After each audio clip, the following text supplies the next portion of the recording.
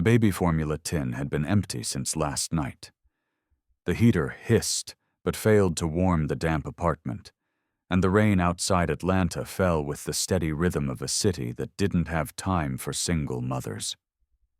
Leona Carter sat at the edge of her worn-out mattress, her 18-month-old son, Micah, curled against her chest, burning with a low fever.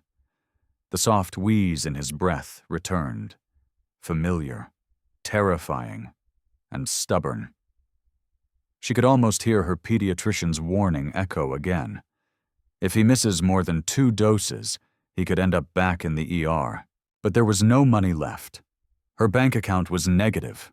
Her food stamps didn't cover pharmacy prescriptions, and her calls to every free clinic had ended the same way. We're at capacity. Leona stared at her cracked phone screen. Her thumb hovered over an unsent email draft. The subject line read, "Emergency formula request, Micah Carter." The email was a plea, a last-ditch attempt to get help from a non-profit she'd heard about through a flyer at the community shelter. Project Seraphim, a medical support charity supposedly offering emergency care aid for Black mothers. She had typed it up hours ago and rewritten it 3 times. It felt humiliating to beg for $50. But this wasn't about pride anymore. Micah's breaths were growing shallower. Her thumb tapped send. She exhaled and felt like she had just surrendered something vital. But what she didn't know, what she couldn't know, was that the email didn't go to the intake staff at Project Seraphim. It had gone somewhere else entirely. At that very moment, Grant Whitaker sat in a sleek glass penthouse high above the rain-drenched skyline of New Orleans. A man known to almost no one by design. To the outside world, Grant was a reclusive investor with a vague military past. But in truth, he was the silent founder behind Project Seraphim, funding it quietly since his sister died from a preventable condition at 19, simply because they couldn't afford treatment. Grant had vowed no other family should face that helplessness again. And yet here he was, years later, reading an email he was never supposed to see. "Micah hasn't had a full bottle since Tuesday night. I tried stretching what was left, but now he's coughing again. I'm scared, and I don't know who else to ask. I understand if you can't help, but please, if there's any way, $50 would be enough." Grant read it twice. Then again. It wasn't just the words. It was the spaces between them, the fatigue, the quiet desperation, the kind that doesn't scream. It whispers, and you only hear it if you've been there. He stood, gripping the edge of the marble counter. Rain trickled down the vast window behind him like tears too stubborn to fall. Without a second thought, he opened a locked drawer, pulled out a nondescript black tablet, and typed. Not to a team, not to an assistant, but directly back. "Is Micah safe right now?" Back in Atlanta, Leona was rocking Micah to sleep when her phone buzzed. The number was unknown. The message made her blood run cold. "Is Micah safe right now?" She stared. That wasn't from a robot or a form response. It was personal, intimate, unnervingly fast. Her first instinct was panic. She hadn't even included Micah's full name in the body of the email. Who was this? Her fingers hovered over the screen. She nearly deleted the message. But something about the tone, calm, simple, human, froze her. "He's okay for now, I'm sorry. Wrong email, please ignore." She sent it, then muted the phone. Tears burned behind her eyes. This wasn't supposed to make her feel worse. She told herself it was over. But what she didn't know was that Grant Whitaker was already on his way to change everything. Atlanta, Georgia. The city looked glossy from the outside. Glass towers, food trucks, music echoing through Peachtree Street. But Leona Carter lived in a version of Atlanta most people didn't see.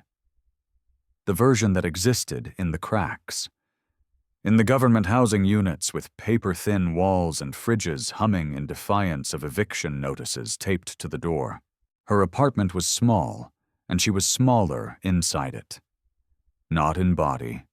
Leona had presence, even in a thrift store sweater. But in spirit.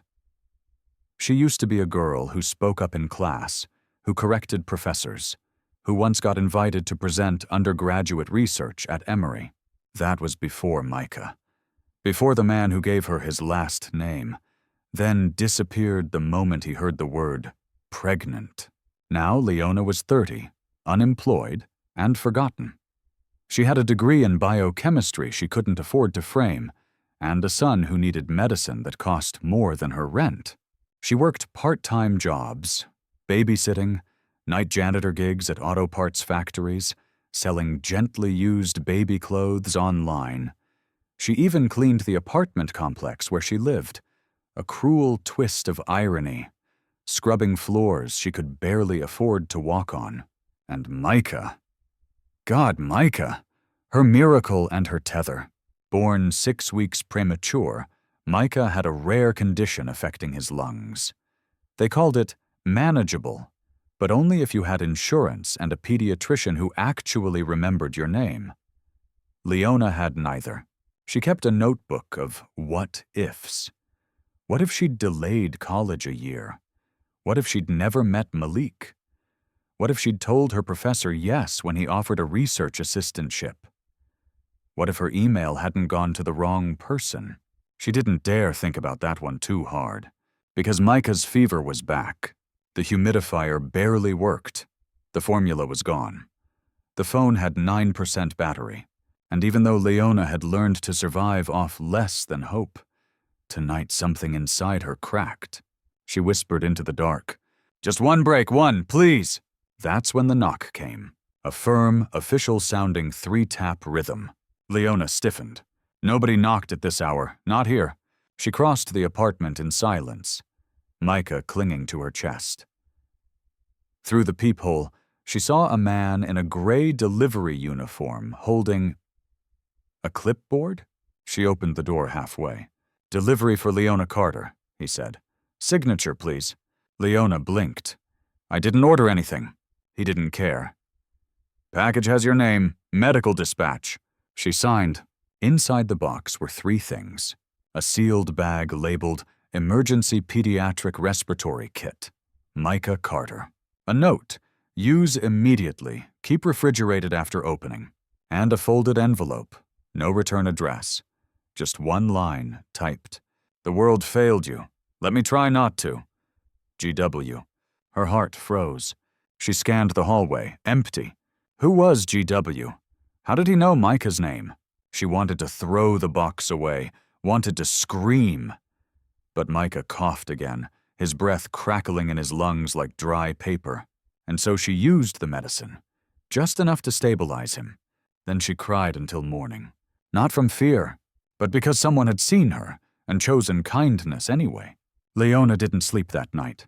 Micah's breathing had improved, thank God, but her mind spun in circles. The medicine worked. But it came from a man she didn't know, who somehow knew her name, her son's condition, and where she lived. She tried every rational explanation. Had the email gone viral? Had some foundation quietly routed her request? She searched Project Seraphim online.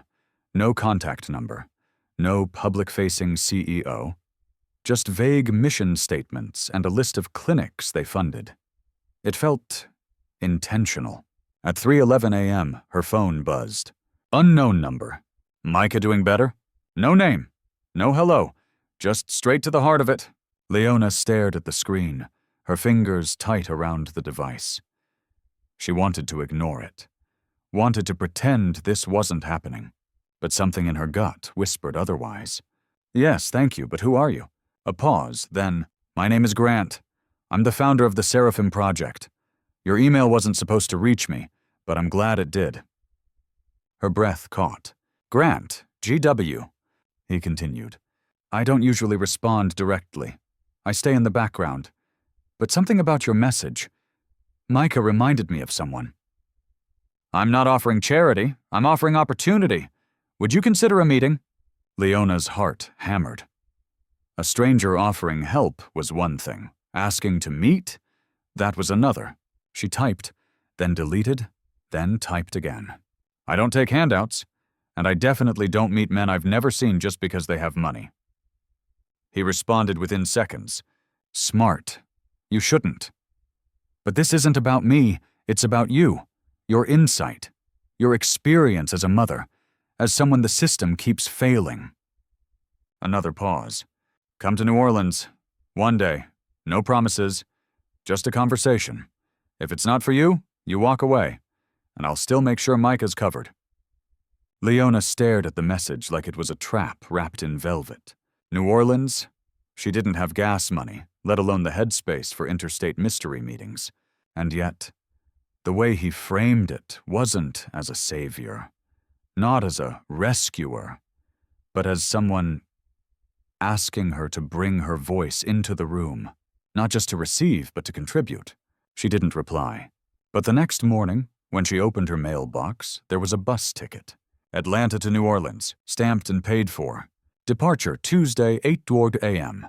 No note, just a seat waiting for her if she chose to take it. Leona stood on the front steps, the wind tugging at her coat. Micah babbled softly in her arms, unaware of the shift the world had just made beneath their feet. She whispered, more to herself than him. What if this time? We don't just survive.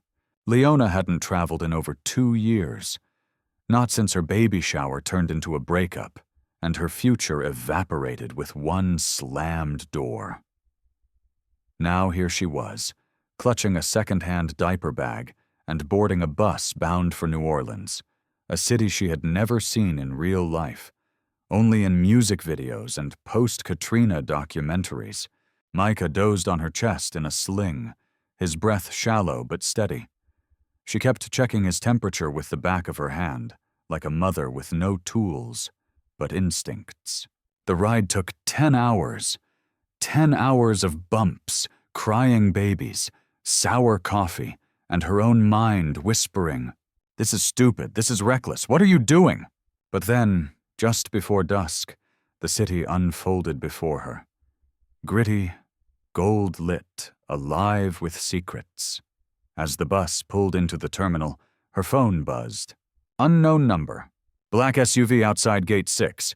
Driver knows where to take you. His name is Ezra. You're safe. She didn't know whether to be comforted or concerned by that last line. But Ezra was exactly where the text said he'd be. A middle-aged man with calm eyes and jazz on the radio. He didn't ask questions.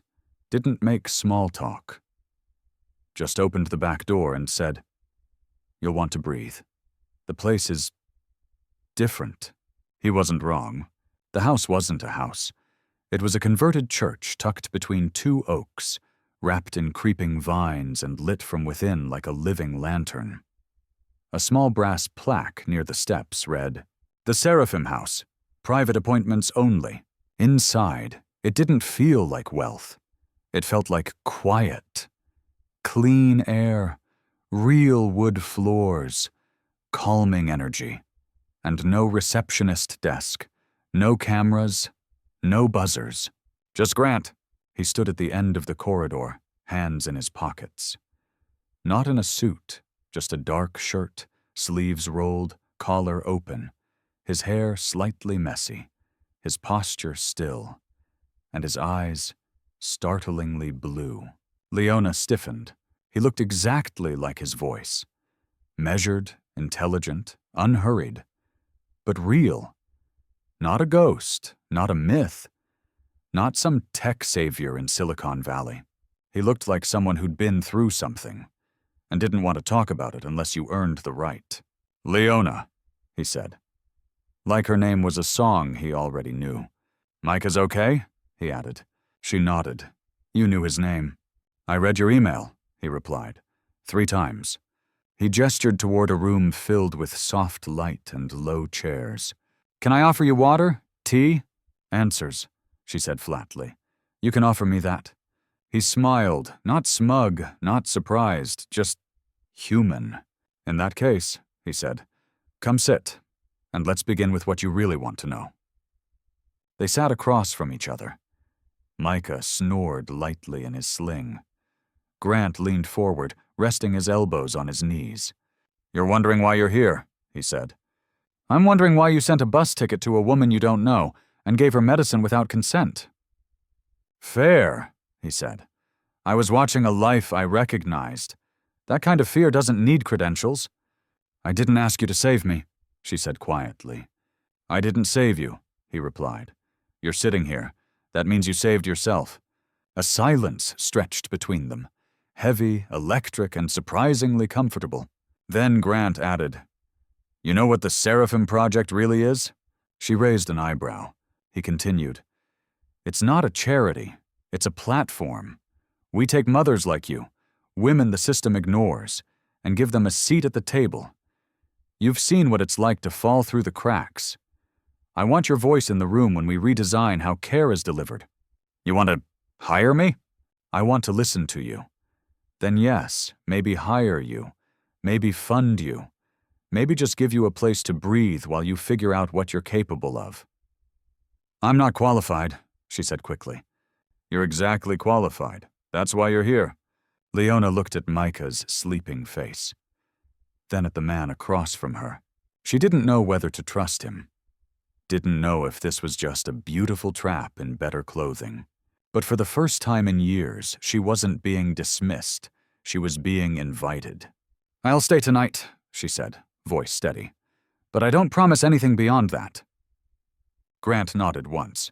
"Good," he said, "because I don't want promises. I want the truth. And I think you've got more of it than anyone I've met in years." Leona stayed, just for the night, she told herself. But morning came and she didn't leave. Instead, she watched as Micah played on the nursery floor. A real nursery, not a corner of a shared room with peeling paint. This space had sunlit windows, plush rugs, and shelves filled with books and sensory toys. Someone had thought about comfort here, thought about children, thought about mothers, and she realized how unfamiliar being considered felt. By noon, Clara Bennett arrived, a poised woman in her 40s who served as the operations director of the Seraphim Project. Clara offered Leona a temporary role, shadowing the patient support team, sitting in on meetings, and helping rewrite outreach materials from a mother's perspective. "No commitment," Clara said. "We just want to see how your voice fits." Leona agreed, hesitantly, cautiously. But something in her, something long buried, itched to work again. Not for survival, but for meaning. And that's when it started. The first time she noticed it, it was small. A purchase order for pediatric equipment didn't match the clinic inventory logs. 5 cases of nebulizers shipped. Only 2 arrived. She flagged it. Clara brushed it off. Probably a vendor delay. Happens. But it happened again. And again. Over the next 2 weeks, Leona quietly documented inconsistencies, medication quantities that vanished, invoices paid twice, educational reimbursements to doctors with no proof of attendance. It didn't feel like sloppiness. It felt like design. She brought it up once more. This time Clara's tone sharpened. "We appreciate your input, Leona, but some systems are just messy. It doesn't always mean something sinister." Leona didn't push back, out loud, but at night, after putting Micah to bed in their guest room, she sat at her laptop and created a folder called Unspoken. In it, she logged PDF copies of altered receipts, screenshots of internal chat logs, a map of who signed off what and when, and as the days passed, a pattern emerged. The missing funds all funneled through one regional supplier, Gulf Delta Pharmaceuticals, a company that, according to a quick search, was run by the brother-in-law of one of Seraphim's medical advisors. It was nepotism at best, fraud at worst. Leona's hands trembled, not from fear but from anger. The Seraphim Project had saved her life, had opened a door that no one else had, and now it might be hurting other families behind the curtain. She didn't want it to be true, but she knew what it felt like to be on the receiving end of systems that smiled while they stole. One evening, after dinner, she approached Grant, He was in the old chapel office, reading through field reports. "Can I talk to you?" she asked. He looked up, surprised. "Of course. What's wrong?" "I found something," she said, placing a flash drive on his desk. "It might be nothing, but it doesn't feel like nothing." He stared at the device, then at her. "You're not on payroll. You don't owe us anything. Why dig this deep?" Leona met his eyes. "Because if the house that saved me is on fire, I'm not going to sit quietly in the nursery and watch it burn." Grant didn't say much after that. He simply picked up the flash drive, nodded once, and said, "Come back tomorrow, and keep this between us." Leona left with her heart pounding. Not from guilt, but from clarity. For the first time in years, she wasn't surviving a system. She was watching it from the inside. And now, she had a decision to make. Say nothing, or say something that could cost her everything. Again. The next morning, everything changed. The sun was out. Birds were chirping over the magnolia trees. And yet the air in the Seraphim house felt colder. Leona arrived at her temporary desk to find her login credentials deactivated. Her access badge didn't open the side wing anymore. A volunteer at the front desk wouldn't meet her eyes. She brushed it off at first. System glitch. Miscommunication. But then Clara appeared. Not in her usual tailored calm, but sharp. Voice tight, smile thinner than usual. "Morning, Leona," she said. "Let's talk." They stepped into a side room. No windows, no tea offered this time. "I understand you've been looking into financial records," Clara said, her tone carefully polite. Leona nodded, slow. "I found inconsistencies. You're not trained in financial auditing. You're here as a community advisor." Leona's hands tensed in her lap. "And as a mother who nearly lost her son because of a system just like this." Clara leaned forward, her smile turning icy. "Grant has many responsibilities. Burdening him with assumptions could damage the entire initiative." Leona understood the message, not subtle, not even coded. "Back off! Stay quiet. Remember who brought you here." But she wasn't afraid of Clara. Not really. What shook her was what happened after. An hour later, a text from an unknown number lit up her phone. "Your son's records were never authorized. Might want to be more careful." Her stomach dropped. She rushed to the nursery. Micah was safe, playing with toys, babbling to a stuffed lion. But the message sat in her brain like a time bomb. Someone had dug into Micah's medical files. That wasn't a warning, it was a threat. That night, back in the guest room, she didn't sleep. She wrapped Micah in his favorite blanket, double-locked the door, and sat in the corner with her laptop open and her heart racing. She wanted to call Grant, wanted to believe he'd fix this, but silence from him all day whispered another fear. Maybe he'd chosen the project over the truth. Maybe he was just another man with good intentions, until those intentions got uncomfortable. By morning, she'd made her choice. If the system didn't want her to speak, she'd speak louder. She sent an encrypted folder, every document, every file, to a journalist she once met at a free clinic.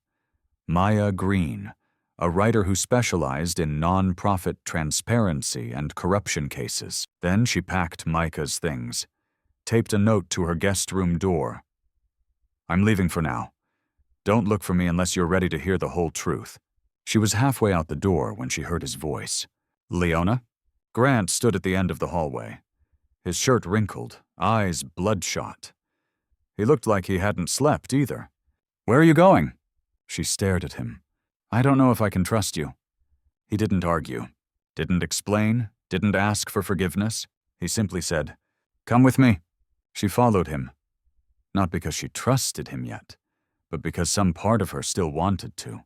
They walked through a quiet side entrance, down a narrow staircase, into a private conference room she'd never seen before. Grant placed her flash drive on the table. "I went through every file you gave me," he said. "It's worse than you thought. Gulf Delta's not just overcharging, they're funneling dangerous, unapproved medications into our clinics to pad trial data. Infants have had reactions. One child died last year." Leona's throat tightened. Grant looked like a man unraveling, brick by brick. I wanted to believe we were different, he said. But this is rot, from the inside out. He turned to her. I need your help, Leona. Not just to expose it, but to rebuild what's left, so it actually serves people like you, not uses them. She didn't speak for a long time. Micah stirred in her arms, and then she said quietly, You don't get to fix this for me, but you can fix it with me. He nodded. For the first time, they were no longer savior and survivor. They were partners in the same storm. And Leona, she wasn't afraid anymore, because when you've already lost everything, telling the truth is the last thing they can't take. The news dropped like thunder. Whistleblower at major medical charity alleges fraud. Dangerous prescriptions. The headline spread across every major news outlet by noon. Photos of the Seraphim house, clips of Leona at community events, even a blurry image of Micah being carried in her arms. The article, written by Maya Green, was thorough. It exposed everything. Over $3.2 million in ghost reimbursements, ties between Gulf Delta Pharmaceuticals and Seraphim's Medical Procurement Board, leaked internal emails confirming dosage manipulation during pediatric trials. And at the center of it all, a single mother from Atlanta with a degree in biochemistry and a baby who almost died because of those very medications. Leona Carter. The media painted her both as hero and saboteur. Talk shows debated whether she was brave or ungrateful. Online commenters asked, Why bite the hand that saved you? Is this just revenge for being denied access? Who even is she to accuse billion-dollar operations? Leona didn't respond. Not online. Not to journalists. Not when news vans appeared outside the Seraphim house. Not when her name trended on Twitter with both roses and knives beside it. She stayed silent. Until the press conference, it was Grant's idea. If we hide, he told her, we confirm guilt. If we speak, we take control of the narrative.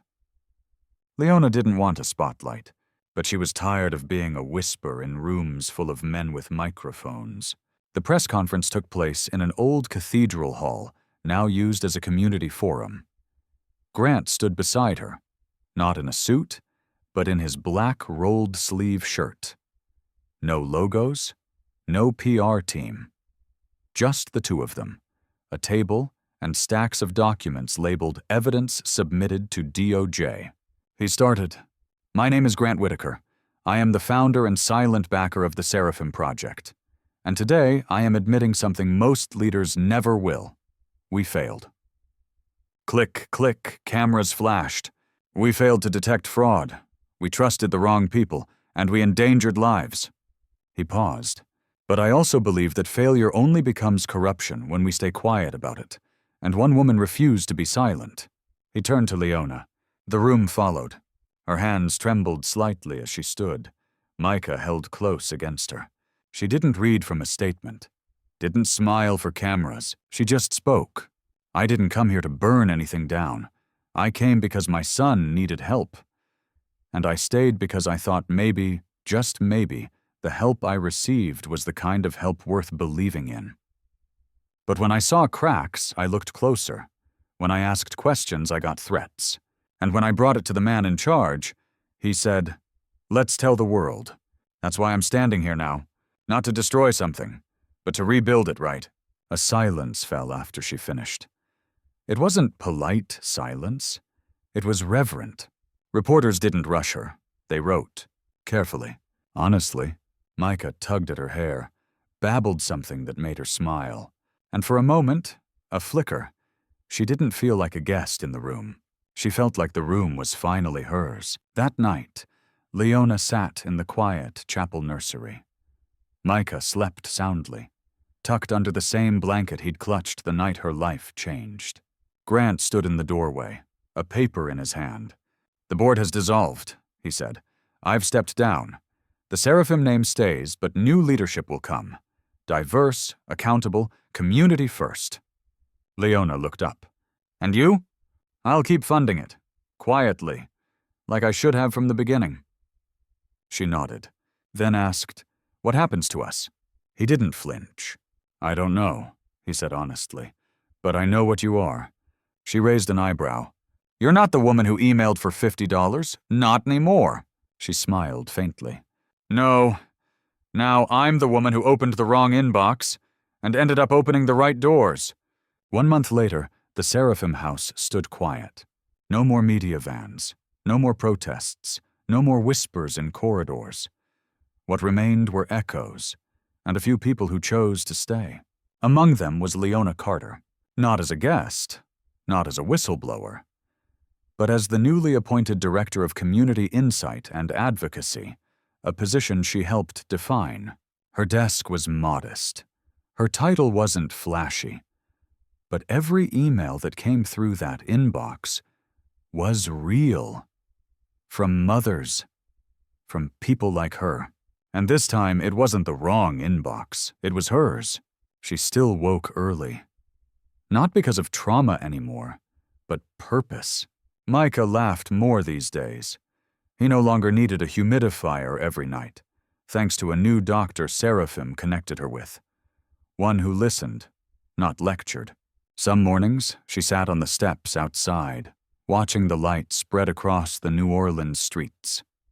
The city still smelled like rain and jazz and second chances. Sometimes she'd text Grant. "Nothing heavy, just, Micah took 2 steps today. The cafe near the clinic has the best cornbread ever. Someone emailed thinking I was still begging for formula. I told them I'm hiring now." He always responded. "He's gonna outrun us all. Save me a slice. Told you." They didn't label what they were. They didn't need to. But every Friday, like clockwork, he showed up with 2 cups of coffee and a copy of whatever book they were both pretending to read. They talked, they disagreed, they laughed. Sometimes they cried.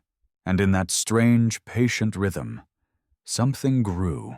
Not a rescue, not a romance built on gratitude, but a kind of partnership the world rarely made room for. One evening, after putting Micah to sleep, Leona stood in the nursery doorway, the same nursery that once felt borrowed, now painted with her and Micah's colors. She whispered, "We made it, baby." Micah stirred, smiled in his sleep. She closed the door, turned off the light, and returned to her desk. There, blinking on the screen, was a message from a young woman in Baltimore. "I don't know if this is the right place. I'm 19. I have no family. My baby is due in 2 weeks. I don't need money. I just need to know if I'm already failing." Leona stared at the words for a long time. Then she typed back, "You're not failing. You're surviving. And surviving is the first act of rebellion. Tell me where to start." She hit send and smiled. Leona Carter had once begged for $50. Now, she was the one answering the right email at the right time. And that was how you changed the world. Not with noise, but with truth. Passed from one mother to another, one voice at a time. If this story reminded you of someone, pass it along. Because sometimes, the right words reach someone who needs them more than we know.